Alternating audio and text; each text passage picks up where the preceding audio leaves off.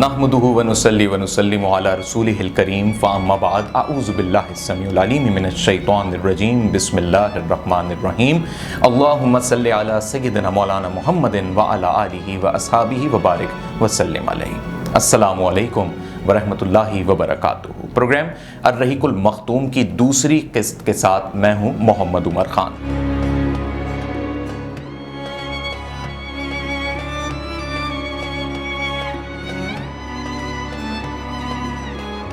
گزشتہ قسط چونکہ الرحیق المختوم کی پہلی قسط تھی، اس میں ہم نے آپ کو بنو قریش کے حوالے سے بتایا کہ کس طریقے سے بنو قریش نے مکہ کے اوپر اپنی حکمرانی قائم کی اور خود کو مضبوط کیا، اور اختتام ہم نے یہاں پر کیا تھا کہ بنو ہاشم کس طریقے سے وجود میں آئے۔ آج ہم آپ کو خانوادہ محمد صلی اللہ علیہ وآلہ وسلم کے حوالے سے بتائیں گے جو کہ بنو ہاشم سے ہی متعلق ہے۔ ہم نے آپ کو پچھلی قسط میں یہ بتایا کہ جب ہاشم کا نام قرہ کے ذریعے نکلا تو مکے کی چابیاں، حاجیوں کی خدمت گزاری اور تمام تر کعبۃ اللہ کے مالی معاملات بھی ہاشم کو ہی مل گئے۔ ہاشم کا اصل نام ہاشم نہیں تھا۔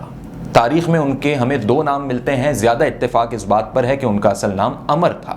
اور کچھ روایات میں ان کا نام عمر ملتا ہے۔ عمر اور عمر یہ دونوں علیحدہ عرب میں نام مانے جاتے ہیں۔ ہاشم کا نام ہاشم اس لیے پڑا کہ جب کعبے کی ذمہ داریاں انہیں مل گئیں، چابیاں انہیں مل گئیں اور حاجیوں کی خدمت گزاری کا موقع انہیں مل گیا، تو جب حاجی آتے تھے تو اس وقت قحط کا سال ہوتا تھا، اور یہ ایک نہیں تواتر سے کئی سال یہ صورتحال رہی۔ حاجیوں کی خوراک کا بڑا مسئلہ ہوتا تھا، اور اس وقت کعبۃ اللہ کے اتنے زیادہ فنڈز یا اتنے زیادہ مالی کہہ لیجئے کہ حالات بہتر نہیں تھے کہ تمام تر حاجیوں کو بہت سیر ہو کے کھانا کھلایا جا سکے۔ لہٰذا ہاشم نے یہ حکمت اپنائی کہ پہلی دفعہ عرب کے اندر سالن بنا، شوربہ بنا، اور ایسے کھانے بنے جس میں پانی زیادہ تھا، اور روٹیاں اس طریقے سے تیار کی گئیں کہ ان کے ٹکڑے کر دیے گئے، چھوٹے چھوٹے ٹکڑے، یعنی ایک روٹی کے 4-5 ٹکڑے کر دیے گئے، اور یہ دسترخوان پر پھیلا دیے گئے۔ اب جب حاجی یہ کھانا کھاتے تھے تو کون کتنا کھا رہا ہے نہ اس کا پتہ لگتا تھا، اور سب کے پیٹ بھر جاتے تھے، یعنی اتنی اس میں برکت ہو جایا کرتی تھی کہ سب اس کی تعریف کرنے لگے۔ تو اسے عرب زبان میں تقسیم کرنے والے کا نام دیا گیا کہ روٹیوں کو تقسیم کیا گیا، سالن اور شوربے کو تقسیم کیا گیا، اور یوں عمر کا نام ہاشم پڑ گیا۔ ہاشم کہتے ہی تقسیم کرنے والے اور بانٹنے والے کو ہیں۔ ہاشم نے ایک کام یہ بھی کیا کہ انہوں نے یہ دیکھا کہ قحط سالی یہ مالی حالات کیسے بہتر ہوں۔ انہوں نے کہا کہ بہتر ہونے کا یہی طریقہ ہے کہ اہل قریش یعنی یہ عرب قبائل بالخصوص مکہ کے لوگ تجارت کریں، اور انہوں نے یہ طے کر لیا کہ ایک سردی کا موسم اور ایک گرمی کا موسم، اس میں قافلے جائیں، شام کی جانب جائیں، یمن کی جانب جائیں، عرب کے دوسرے علاقوں میں جائیں اور تجارت کریں۔ لہٰذا لوگوں نے اس بات کو سراہا، اور کھجوروں کی تجارت ہوئی، کپڑے کی تجارت ہوئی، اس طرح مالی حالات بہتر ہونا شروع ہو گئے۔ ہاشم خود بھی تجارت کے لیے جایا کرتے تھے، اور جب ایک روز ان کا تجارت کا ارادہ ہوا اور وہ تجارت کے لیے گئے تو مدینہ سے ہوتے ہوئے گئے۔ مدینہ میں انہوں نے کچھ روز قیام کیا، اور تاریخ ہمیں بتاتی ہے کہ مدینہ کا ایک قبیلہ جس کا نام بنی نجار تھا، اس کی ایک بہت ہی برگزیدہ عبادت گزار خاتون کا انہیں علم ہوا جن کا نام سلمہ بنت عمر تھا۔ ان کی خواہش پیدا ہوئی کہ اتنی زیادہ اللہ کے قریب، اتنی زیادہ عبادت گزار خاتون، کیوں نہ میں ان سے نکاح کروں۔ انہوں نے اپنے نکاح کا پیغام بھیجا۔ سلمہ بنت عمر کے والیوں نے اس پیغام کو قبول کیا، کیونکہ ہاشم کا پیغام آنا نکاح کا کوئی معمولی بات نہیں تھی۔ یہ کعبۃ اللہ کی چابیاں سنبھالتے تھے، یہ خود بھی بڑے برگزیدہ اور بڑی نامور شخصیت تھے اہل عرب میں، تو یہ ایک بڑا ہی اسٹرانگ ریلیشن بنا اور بہت ہی خوبصورت تعلق پیدا ہوا، اور ان کا نکاح ہوا۔ ہاشم کچھ روز مدینے میں ہی رکے، اور ان کا سلمہ بنت عمر کے ساتھ کچھ عرصے ان کا ساتھ رہا، اور اس کے بعد وہ تجارت کی غرض سے آگے بڑھ گئے۔ کہا جاتا ہے کہ سلمہ بنت عمر اس دوران حمل سے ہو گئی تھیں، اور جب ہاشم تجارت کے لیے آگے بڑھے تو وہ شام کی جانب چلے گئے، فلسطین کی جانب چلے گئے، اور فلسطین سے جب وہ غزہ پہنچے تو ان کی طبیعت میں بگاڑ پیدا ہوا، وہ بیمار پڑے، اور پھر اسی بیماری میں ان کا انتقال ہو گیا۔ یہاں مدینے میں سلمہ بنت عمر جو ان کی اب بیوہ بن چکی تھیں، انہوں نے ایک بیٹے کو جنم دیا، اور چونکہ جب وہ بچہ پیدا ہوا تو اس بچے کے بال سفید تھے۔ چونکہ اس کے بال سفید تھے تو اکثر عرب میں یہ ہوتا تھا کہ بچہ جس طرح دکھتا ہے اسی طریقے کے ناموں سے اسے پکارا جاتا تھا، تو اس بچے کا ابتدائی نام پڑا شیبہ۔ شیبہ کے معنی ہوتے ہیں سفیدی والا، سفید بالوں والا، تو اس بچے کا نام شیبہ پڑا۔ یہ شیبہ ہاشم کے بیٹے ہیں اور اس وقت یہ جب پیدا ہوئے ہیں تو یہ یتیم ہیں۔ تاریخ میں انہیں آگے چل کے عبد المطلب کے نام سے جانا جاتا ہے۔ ہاشم کے اس شادی کے بارے میں اہل قریش کو اور ہاشمی خاندان کے باقی لوگوں کو معلوم نہیں تھا، نہ ان کے بھائی عبد شمس، نوفل اور مطلب کو اس بات کا علم تھا۔ البتہ جب ہاشم کے انتقال کی خبر مکے تک پہنچی تو اب یہ طے کرنا تھا کہ اب کعبے کی ذمہ داریاں کون سنبھالے گا، کیونکہ اب یہ 4 میں سے 3 بھائی رہ گئے تھے اور ان کے بڑے بھائی تھے مطلب۔ یہاں پہ 2 نام تاریخ میں ایک ساتھ ہمیں ملیں گے اور آگے بھی ذکر ہوگا۔ یہ سمجھنا لازمی ہے کہ ہاشم کے ایک بھائی کا نام مطلب تھا اور ہاشم کے بیٹے کا نام، جو کہ جن کے بال سفید تھے، ان کا نام ابتدا میں شیبہ پڑا اور آگے چل کے ان کا نام عبد المطلب پڑا۔ تو یہاں پہ یہ 2 نام ایک جیسے ملیں گے، اس میں ہمیں کنفیوز ہونے کی ضرورت نہیں ہے۔ تو ہاشم کے بعد مطلب نے، یعنی ہاشم کے بھائی نے، مکہ کی ذمہ داریاں، بالخصوص کعبے کی ذمہ داریاں سنبھالی۔ تقریباً 10 سے 12 سال کے بعد مطلب کو یہ معلوم ہوا کہ ہاشم نے ایک شادی مدینے میں کی تھی اور ان کا ایک بیٹا بھی ہے مدینے میں، اور وہ قبیلہ بنی نجار میں ہے۔ ان سے رہا نہیں گیا کہ میں اپنے بھتیجے سے ملنے جاؤں، اور وہ اس نیت سے گئے کہ وہ اس کو واپس مکہ لائیں، کیونکہ یہ طے ہو چکا تھا کہ ہاشم کے بعد کعبے کی ذمہ داریاں ہاشم کے بیٹے کو ملنی ہیں۔ لہٰذا وہ مدینے پہنچے، ان کی والدہ سے ملے، ان کے اہل و عیال سے ملے اور اجازت لی کہ شیبہ کو وہ اپنے ساتھ لے جائیں۔ انہوں نے اجازت دی اور وہ شیبہ کو، ایک 12 سال کے لڑکے کو، اپنے ساتھ مکہ لے آئے اور مکہ میں انہوں نے متعارف کرایا کہ اس کا نام عبد المطلب ہے۔ عبد المطلب کے بارے میں جب لوگوں کو معلوم ہوا کہ ہاشم کے بیٹے آئے ہیں اور لوگ ہاشم کو بے انتہا چاہتے تھے، انہوں نے عبد المطلب کو بھی اسی شفقت اور محبت کے ساتھ دیکھا جو عقیدت ان کی ہاشم کے ساتھ تھی۔ اب ہاشم کے بڑے بھائی جو اس وقت کعبے کی ذمہ داریاں سنبھال رہے تھے، ان کا نام بھی مطلب تھا۔ جب وہ انتقال کر گئے تو اب یہ بات طے تھی کہ ہاشم کے بیٹے کے پاس، یعنی حضرت عبد المطلب رضی اللہ تعالیٰ عنہ کے پاس کعبے کی ذمہ داریاں جانی ہیں۔ لیکن ان کے باقی 2 چچا، یعنی ہاشم کے باقی 2 بھائی جن کا نام عبد شمس اور نوفل ہے، ان کی نیت میں یہ بات سامنے آئی، یا ان کے دل میں یہ سوال پیدا ہوا کہ کیوں نہ ہم کعبے کی ذمہ داریاں سنبھالیں، ہم بھی تو عبد مناف سے تعلق رکھتے ہیں۔ لہٰذا انہوں نے کوشش کی کہ اب کعبے کی ذمہ داریاں ہمارے پاس ہوں۔ چونکہ عبد المطلب تنہا تھے، اس وقت بہت کم سن تھے اور بہت ہی کم عمر تھے، تو وہ ان کا مقابلہ نہیں کر سکتے تھے۔ لیکن عبد المطلب یہ جانتے تھے کہ ان کا حق ہے، کعبے کی ذمہ داریاں سنبھالنا ان کی ذمہ داری ہے، اور وہ ان کے باپ کی ذمہ داری تھی، اور باپ کے بعد یہ معاملات بیٹے کو ملنے تھے، اور یہی ہاشمی قبیلے کی اصل اساس تھی۔ لہٰذا عبد المطلب نے کچھ وہیں کے بنو قریش کے قبائل سے رابطہ کیا، دارالندوہ کے لوگوں سے رابطہ کیا، لیکن کسی نے بھی عبد المطلب کو سپورٹ نہیں کیا۔ بنو شمس اور نوفل اس وقت مالدار بھی تھے اور اس وقت وہ طاقت میں بھی زیادہ تھے۔ لہٰذا عبد المطلب نے مدینے میں اپنے ماموں کو یہ پیغام پہنچایا، ان کے ماموں کا نام ہے ابو سعد بن عدی، اور ان سے مدد مانگی کہ میرے حق پر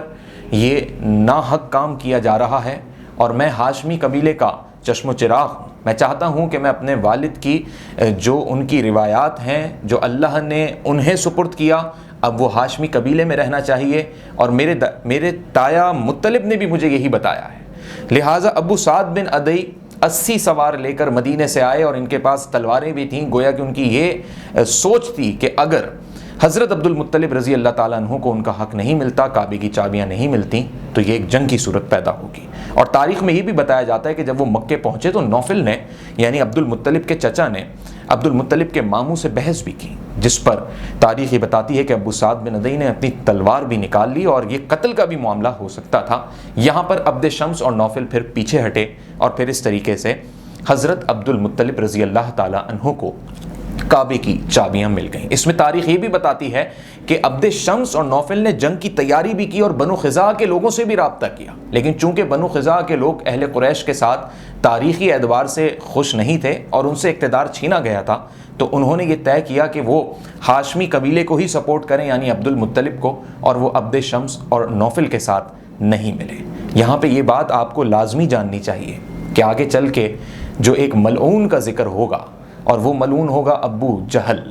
ابو جہل کا تعلق عبد شمس سے تھا، یعنی حضرت عبد المطلب کے چچا کے خاندان سے تھا۔ تو یہ تمام تر معاملات جو حضور اکرم صلی اللہ علیہ وآلہ وسلم کے کہہ لیجئے کہ نافرمانی کے آگے چل کے پیدا ہوئے، اس میں بہت حد تک یہ فیکٹرز بھی شامل تھے کہ عبد شمس کو کعبے کی چابیاں نہیں ملی تھیں، بنو ہاشم کا اقتدار مضبوط ہوا اور حضرت عبد المطلب کو لوگوں نے چاہا اور اللہ نے انہیں مقرب کیا، تو یہ وہ جیلسی فیکٹر بھی تھا عبد شمس میں جو آگے چل کے ہمیں ابو جہل میں بھی ملے گا۔ جب حضرت عبد المطلب رضی اللہ تعالیٰ عنہ کو کعبے کی چابیاں مل گئیں، آپ کعبے کے متولی بن گئے اور آپ نے کعبے کی تمام تر ذمہ داریوں کو سنبھال لیا،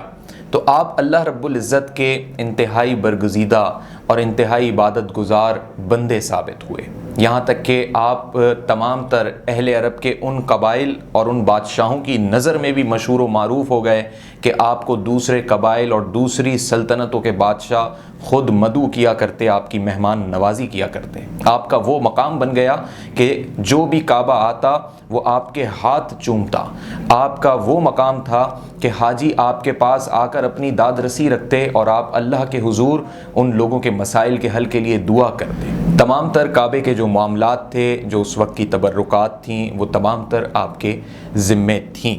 تو یہاں ہم نے اس پوری قسط میں، اس پورے بیان میں ایک ذکر بتوں کے حوالے سے کیا کہ کعبے کے اندر بت بھی تھے، اور جب ہاشم کے پاس کعبے کی چابیاں آئیں، یہاں تک کہ قصی بن کلاب کے وقت سے لے کر اور بنو خزاع کے وقت سے لے کر کعبے کے اندر بت موجود تھے۔ یہاں یہ واضح کرنا ضروری ہے اور سمجھنے والوں کو یہ بھی سمجھنا ضروری ہے کہ جب حضرت ابراہیم علیہ السلام اور حضرت اسماعیل علیہ السلام نے کعبے کی تعمیر کی تھی، اس وقت کعبے میں کوئی بت موجود نہیں تھا۔ کعبے کی تعمیر صرف خالصتاً اللہ رب العزت کے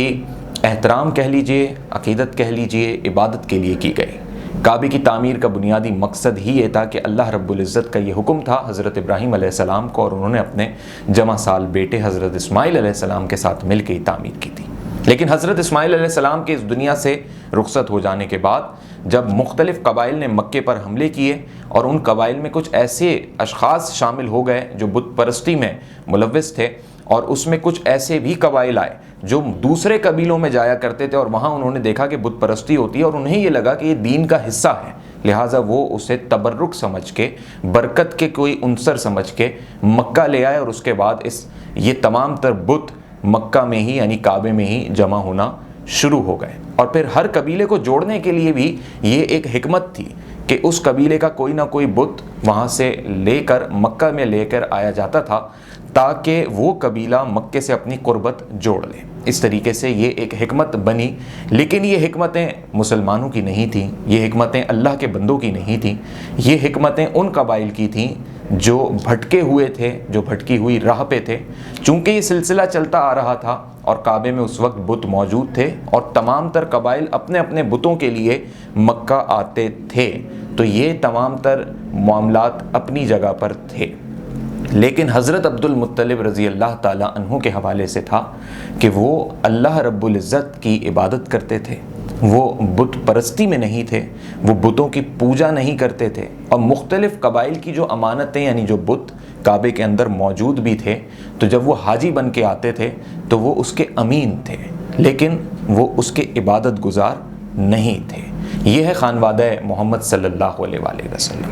اس قسط میں الرحیق المختوم کی ہم یہاں پر اختتام کریں گے، اور اگلی قسط میں ہم آپ کو یہ بتائیں گے کہ حضرت عبد المطلب رضی اللہ تعالیٰ عنہ اللہ کے کس حد تک قریب تھے، اللہ نے انہیں کیا کیا بشارتیں بتائیں اور ان کے ذریعے اہل عرب کو کیا کیا فائدے ہوئے، کس حد تک دینی اور روحانی رشتہ ان کا اللہ سے مضبوط تھا، یہ ہم آپ کو حضرت عبد المطلب رضی اللہ تعالیٰ عنہ کے حوالے سے بتائیں گے۔ ساتھ ہی یہ بھی بتائیں گے کہ آپ صلی اللہ علیہ وآلہ وسلم کے والد محترم حضرت عبداللہ رضی اللہ تعالیٰ عنہ کے خلاف شیطان نے کیا کیا سازشیں کی، کس حد تک انہیں قتل کرنے کی منصوبہ بندی کی گئی اور اللہ نے کیسے ان کی مدد کی، یہ ہم آپ کو اگلی قسط میں بتائیں گے۔ اس بیان میں اگر مجھ سے جانے انجانے میں کوئی بھول یا کوئی لفظ ایسا نکل گیا ہو جس سے کوئی غلطی سرزد ہوئی ہو تو میں اللہ رب العزت کے حضور معافی کا طلبگار ہوں۔ السلام علیکم ورحمۃ اللہ وبرکاتہ۔